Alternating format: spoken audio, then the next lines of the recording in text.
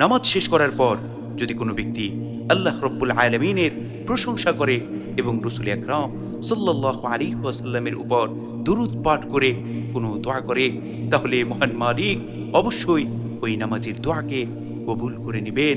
সুবহানাল্লাহ, সুবহানাল্লাহি ওয়া বিহামদিহি, সুবহানাল্লাহিল আযীম। এ সম্পর্কে তিরমিজি শরীফের 3476 নম্বর হাদিস।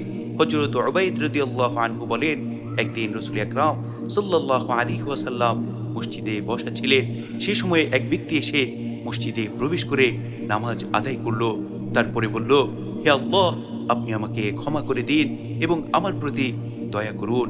রাসূল আকরাম সাল্লাল্লাহু আলাইহি ওয়াসাল্লাম এমন অবস্থা দেখে বললেন, হে নামাজি, তুমি তো খুব তাড়াতাড়ি করছো, বরং যখন তুমি নামাজ শেষ করে বসবে তখন শুরুতে আল্লাহ রব্বুল আলামিনের যথোপযুক্ত প্রশংসা করবে এবং আমার উপরে দুরূদ ও সালাম পেশ করবে, তারপর মহান মালিকের নিকট দোয়া করবে, তাহলে অবশ্যই আল্লাহ রব্বুল আলামিন তোমার দোয়াকে কবুল করে নেবেন। সুবহানাল্লাহ, সুবহানাল্লাহি ওয়া বিহামদিহি, সুবহানাল্লাহিল আযীম। সুতরাং আমরা যদি চাই আল্লাহ রব্বুল আলামিন আমাদের দোয়াগুলোকে কবুল করে নিক, মহান মালিক আমাদের মনের নেক বাসনাগুলোকে পূরণ করে দিক, তাহলে অবশ্যই নামাজ শেষ করে প্রথমে আল্লাহ রব্বুল আলামিনের যথোপযুক্ত প্রশংসা করতে হবে, তার শুকরিয়া আদায় করতে হবে এবং রাসূল আকরাম সাল্লাল্লাহু আলাইহি ওয়াসাল্লামের উপর দুরূদ সালাম পেশ করে তারপরে দোয়া করতে হবে।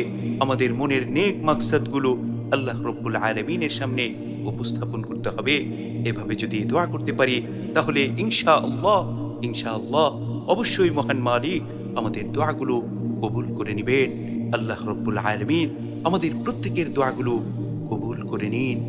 আমিন।